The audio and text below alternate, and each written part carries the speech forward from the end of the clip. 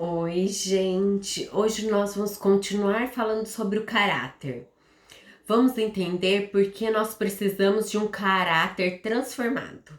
Uma vez que nós distinguimos todos os componentes de um caráter, que são as crenças, os valores, a ética e a índole, percebemos que tudo o que somos é consequência de uma influência que recebemos durante a nossa vida. Entretanto, nós devemos ter em mente todas as maldições e consequências, condenações e frustrações que podemos ter adquiridos e acumulados ao longo da nossa jornada, que são eliminadas em nome de Jesus. Nele nós temos a oportunidade de nos tornarmos melhores do que fomos no passado. Nós temos sofrido desilusões que enterraram as nossas esperanças. Através do Espírito Santo, nós recebemos a promessa de um futuro renovável.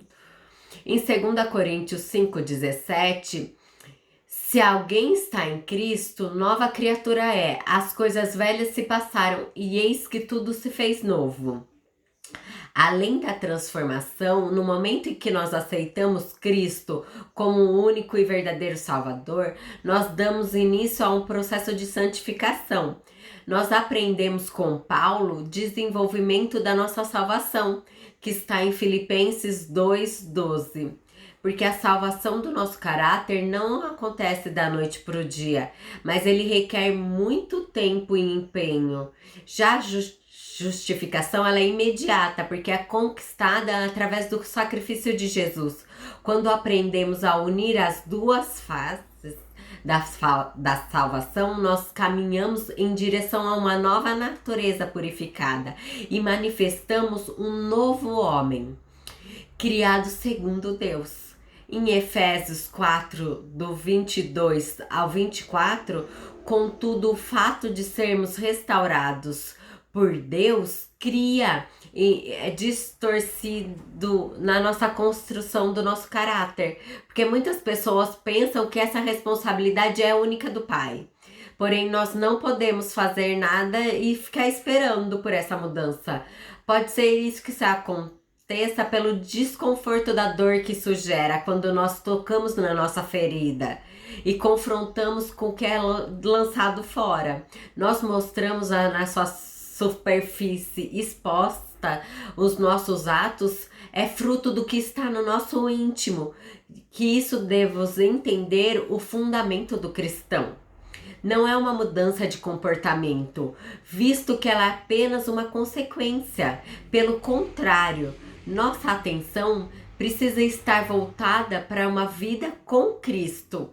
Quando fazemos dele o nosso modelo, as nossas atitudes perdem seus aspectos automáticos e forçados e passa a ser genuíno, vindo de um lugar de um relacionamento entre o pai e os filhos. Em outras palavras, substitui as nossas roupas, a nossa forma de falar, de agir. Tudo isso deve estar alicerçado numa comunhão com o Espírito Santo, porque afinal, nós não sabemos como Deus quer tratar as nossas áreas mais essenciais do nosso caráter. Então, se nós não nos achegarmos diante dele e ouvir as suas instruções, de nada vai adiantar.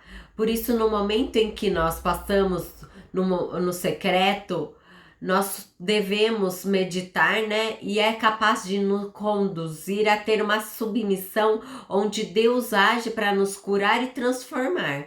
Vou dar exemplos de influência que nós sofremos. A primeira é o âmbito familiar. É um ambiente em que nós vivemos. Desde que nascemos, crescemos, este lugar é onde as pessoas mais próximas de nós possuem valores distintos da palavra. Então, nosso caráter precisa ser tratado do que nós aprendemos na nossa infância. Mas se somos formados num ambiente de bons valores, que nos conduz e nos instrui com a palavra de Deus, não será necessário trabalhar essa questão. Outro lugar que influencia é a cultura local. A cultura do nosso país interfere muito na maneira que nós desenvolvemos o nosso caráter. Uma pessoa que nasce no Oriente, por exemplo, tem grandes chances de ser recebido budista, né? Influência disto.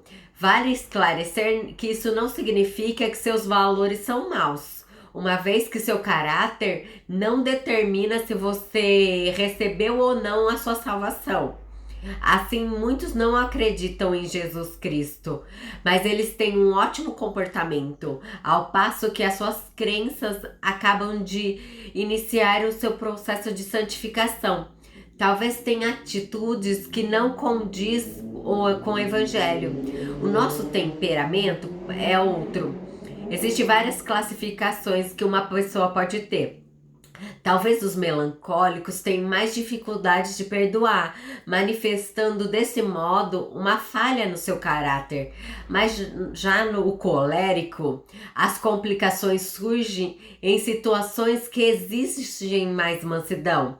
Nesse caso, eu sou colérica, então eu tenho que me posicionar para ser mais mansa nas minhas atitudes. Sendo assim, este é um fator que deve ser percebido quando nós buscamos trabalhar no nosso interior, a fim de ficarmos prontos para ser moldado no padrão de Jesus. Outro ponto é a personalidade.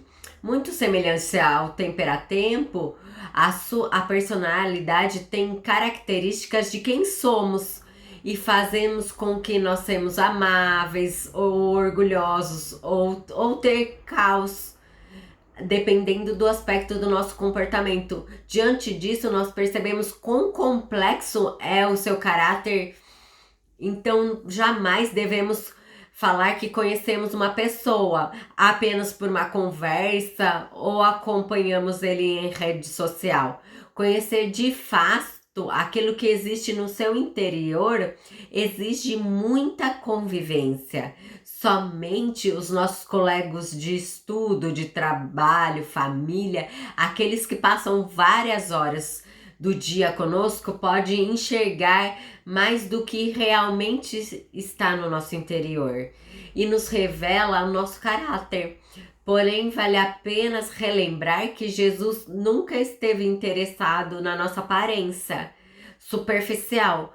Ele examina a profundidade do nosso ser e deseja estar conosco numa jornada de transformação. Pense nisso.